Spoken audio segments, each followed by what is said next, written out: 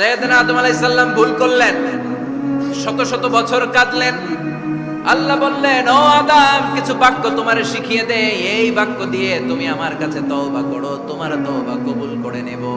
সাইয়েদনা আদম বললেন, রব্বানা, পড়েন, রব্বানা যালামনা আনফুসানা ওয়া ইন লাম তাগফির লানা ওয়া তারহামনা লানাকুনান্না মিনাল খাসিরিন। ও আল্লাহ, আমি জুলুম করেছি নফসের উপর, ভুল করেছি, অন্যায় করেছি, অপরাধ করেছি, আপনি যদি ক্ষমা না করেন আমি শেষ হয়ে যাব। লানাকুনান্না মিনাল খাসিরিন, আমি ক্ষতিগ্রস্তদের মধ্যে শামিল হয়ে যাব। ঠিক কি না? এই আয়াত দিয়ে, এই দোয়া দিয়ে যখন সাইয়েদনা আদম তাওবা করলেন, মুহূর্তেই তাওবা কবুল করে নিয়েছে কে? আমরাও যদি পাপ করি, অন্যায় করি, আমাদেরও পাপগুলো মোচন করার একজন আছে না নাই? তিনি গাফিরিয যাম, কাবিলিত তাওব।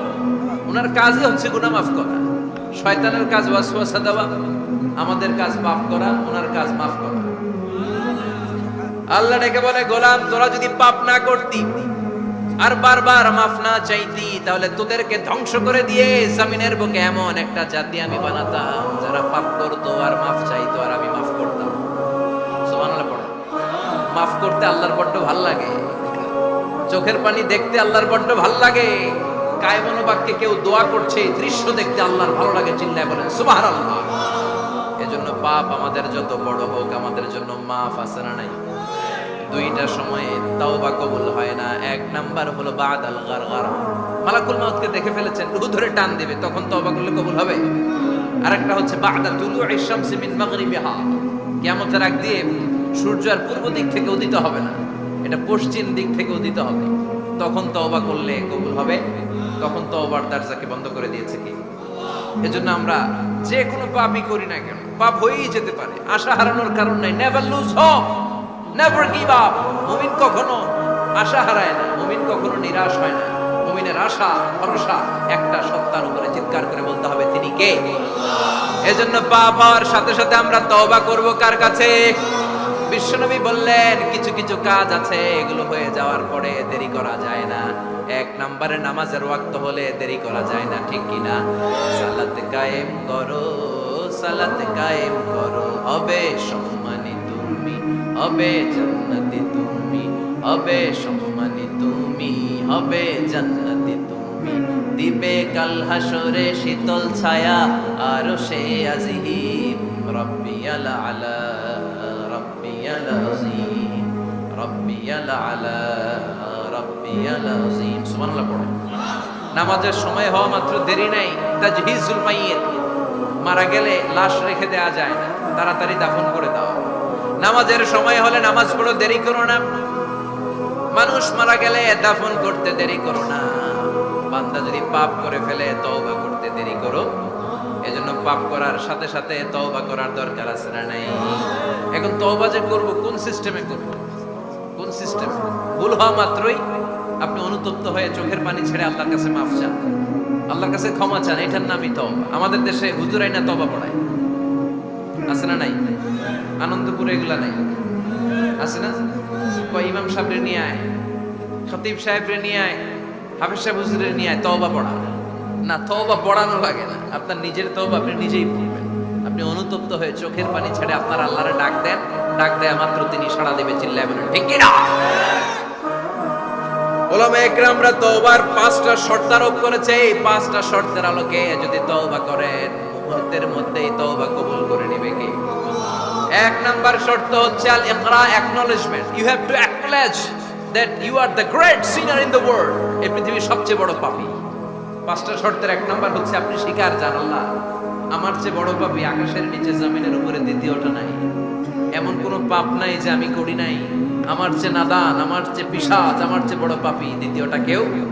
অ্যাকনলেজ ইউর সিন, আপনি আপনার পাপগুলো স্বীকার করেন। Number 1. Number 2, an-nadam, repentance. You have to be repentant for what you have committed from sins.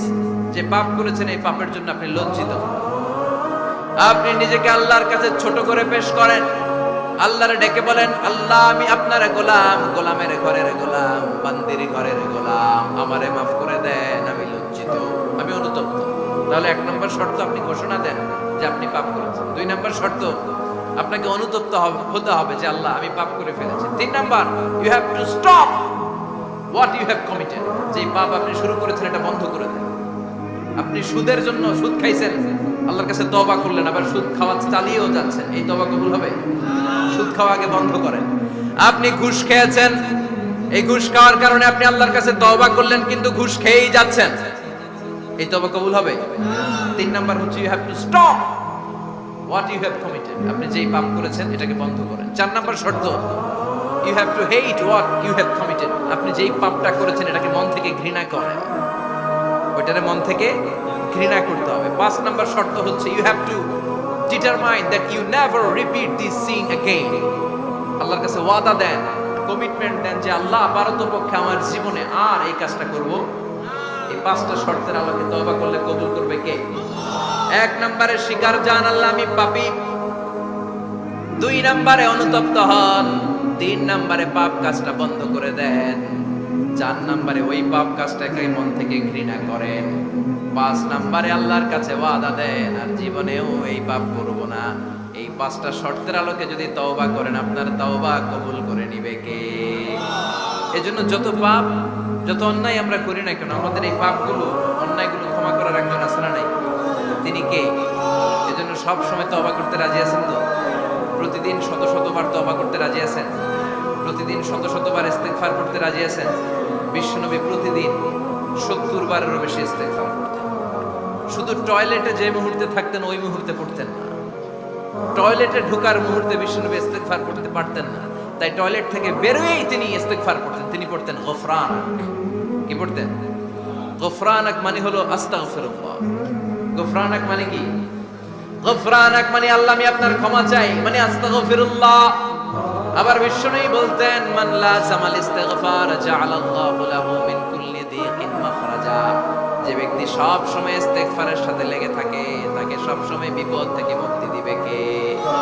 আমাদের জীবনে বিপদ আছে না নাই? কত ধরনের বিপদ, যে কোনো সময় অসুস্থ হয়ে যেতে পারি, যে কোনো সময় দুর্ঘটনার কবলে পড়তে পারি, যে কোনো সময় গুম হয়ে যেতে পারি। কথা কন, এদেশে গুম টুম নাই মনে হয়, ক্রস ফায়ার নাই, কে কোন সময় গুম কে কোন সময় নাই কোনো ঠিক নাই। আল্লাহ বিশ্বনবী বললেন মান লাজিমাল ইস্তিগফার জাআলাল্লাহু লাহু মিন কুল্লি দীকিন মাখরাজা। সব সময় যে ইস্তিগফারের সাথে আঠার মতো লেগে থাকবে আল্লাহ তাআলা তাকে বিপদ থেকে সব সময় মুক্তি দান করবেন। সুবহানাল্লাহ পড়ুন। 2 নম্বরে বিশ্বনবী বললেন অমিন কুল্লি হাম্মিন ফারাজা। ওই ব্যক্তিকে রব্বুল আলামিন সব ধরনের দুশ্চিন্তা থেকে মুক্তি দিয়ে দিবে। আমাদের জীবনে দুশ্চিন্তা আছে না নাই? টেনশন নাই কার কার? হাত তুলেন তো, যে হুজুর আমার কোনো টেনশন নাই। আপনার টেনশন নাই? মাশাআল্লাহ, আমার সাথে দেখা করবেন আলোচনার পর। টেনশন ছাড়া মানুষ আছে? বাসার টেনশন, মরার টেনশন, কবরের টেনশন, ক্যারিয়ারের টেনশন, বিদ্যুৎ বিলের টেনশন, গ্যাসের বিলের টেনশন, বাড়ি ভাড়ার টেনশন আছে না নাই? বিশ্বনবী বললেন টেনশন ছাড়া মানুষ নাই। সব সময় আঠার মতো যে ইস্তেগফারের সাথে লেগে থাকবে তাকে টেনশন মুক্ত করে দিবে কে? 3 নাম্বার ওয়ারযুকহু মিন হাইসু লা ইয়াহতাসিব। এমন জায়গা থেকে আল্লাহ তাআলা রিজিকের ব্যবস্থা করে দিবেন সে কল্পনাও করতে পারবে না। আমি নিজে এটার প্রমাণ পেয়েছি। অনেক অনেক সময় আমি কল্পনাও করি নাই যে এখান থেকে আমার রিজিকের ব্যবস্থা হতে পারে। এমন পরিমাণে রিজিকের ব্যবস্থা এসেছে 2 হাতে নিয়েও কুলাতে পারি না। এজন্য সব সময় চলতে ফিরতে উঠতে বসতে ইস্তিগফারের সাথে লেগে থাকার দরকার আছে না নাই? আবার বিশ্বনবী বললেন সদা সর্বদা যারা সব সময় ইস্তিগফার পড়বে আল্লাহর পক্ষ থেকে কোনো আযাব গজব তাদের উপর পাকড়াও হবে না। ওয়া মা কানাল্লাহু মুআযযিবাহুম ওয়া হুম ইস্তাগফিরুন। সুবহানাল্লাহ। যতক্ষণ তুমি ইস্তিগফার পড়বে আল্লাহর পক্ষ থেকে প্রোটেকশন আছে না নাই? তাহলে 4টা জিনিস পেলেন। 1 নম্বরে বিপদ থেকে মুক্তি দিবে কে? টেনশন মুক্ত করে দিবে কে? রিজিকের ব্যবস্থা করে দিবে কে? আল্লাহর আযাব আর গজব থেকে আপনার হেফাজতে রাখবে কে? ইস্তিগফার পড়ার 5 নম্বর ফজিলত হচ্ছে সব সময় ইস্তিগফার করলে আপনি মুস্তাজাবুদ দাওয়া হয়ে যাবেন। কি হয়ে যাবেন? মানে দোয়া করলেই কবুল করবে কে? মুস্তাজাবুদ দাওয়া, এই টার্মিনোলজি, এই পরিভাষাটা কি আজকে প্রথম শুনলেন? খেয়াল রাখবেন, মুস্তাজাবুদ দাওয়া মানে এমন ব্যক্তি যেই ব্যক্তি দোয়া করতে দেরি কিন্তু দোয়া কবুল হতে দেরি হয়, হাত তুলে দোয়া করতে দেরি